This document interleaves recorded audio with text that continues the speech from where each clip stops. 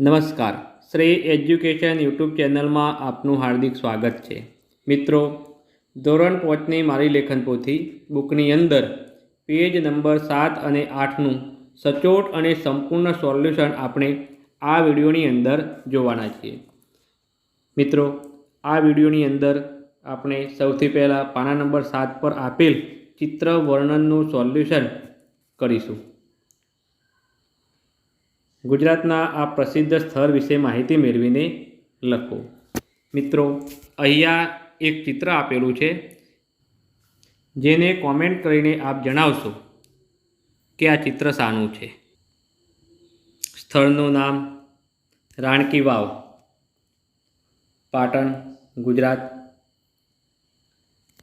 રાણકી વાવ અથવા રાણીની વાવ ગુજરાત રાજ્યના પાટણ જિલ્લાના પાટણ શહેરમાં આવેલી એક ઐતિહાસિક વાવ છે।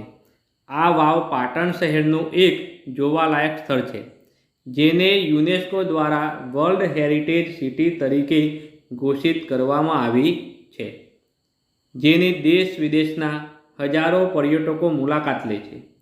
સોલંકી વંશના સ્થાપક મૂળરાજ સોલંકીના પુત્ર ભીમદેવ પહેલાની પત્ની રાણી ઉદયમતીએ પ્રજા માટે પાણીની વ્યવસ્થા ઊભી કરવા વાવનું નિર્માણ કરાવ્યું હતું। રાણકી વાવનું મુખ પૂર્વ તરફ ખુલે છે। તેમાં અનેક શિલ્પો અને મૂર્તિઓ જોવા મળે છે। વાવમાં ભગવાન વિષ્ણુના વિવિધ અવતારોના શિલ્પો છે। તે 7 માળ જેટલી ઊંડી છે। આ વાવ નંદા પ્રકારની વાવ છે। મિત્રો, હવે આપણે મારી લેખન પોથી પેજ નંબર 8 પર આપેલ ચિત્ર વર્ણનનું સોલ્યુશન કરીશું। ગુજરાતના આ પ્રસિદ્ધ સ્થળ વિશે માહિતી મેળવીને લખો। મિત્રો, આ ચિત્ર જોઈ આપ કોમેન્ટ કરીને જણાવશો કે આ ચિત્ર શાનું છે। આ સ્થળનું નામ અંબાજી મંદિર, ગુજરાત। અંબાજી અથવા મોટા અંબાજી ગુજરાત રાજ્યના બનાસકાંઠા જિલ્લાના દાંતા તાલુકામાં આવેલું એક યાત્રાધામ છે। ગુજરાતની ઉત્તર દિશામાં રાજસ્થાનની સરહદ પાસે અને અરવલ્લીના પહાડોની વચ્ચે આવેલું અંબાજી ખૂબ જ પ્રચલિત યાત્રાધામ છે।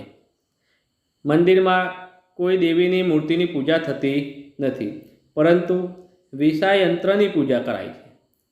આ યંત્રમાં 51 અક્ષર હોવાનું પ્રમાણ છે। ધાર્મિક રીતે અંબાજી ભારતની શક્તિપીઠમાં મહત્વનું સ્થાન ધરાવે છે।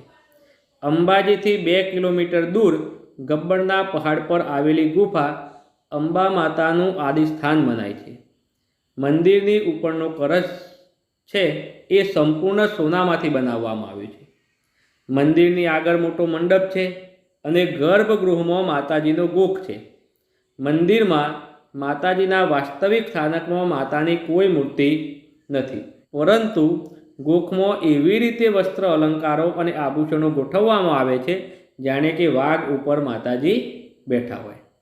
મિત્રો, આવા જ વિડીયો ધોરણ 3થી 5ની મારી લેખન પોથીનું સંપૂર્ણ સોલ્યુશન તેમજ ધોરણ 3થી 5ની સ્વ અધ્યયન પોથીનું પરફેક્ટ સોલ્યુશન મેળવવા આ યુટ્યુબ ચેનલને સબસ્ક્રાઈબ કરવાનું ભૂલશો નહીં। Thank you.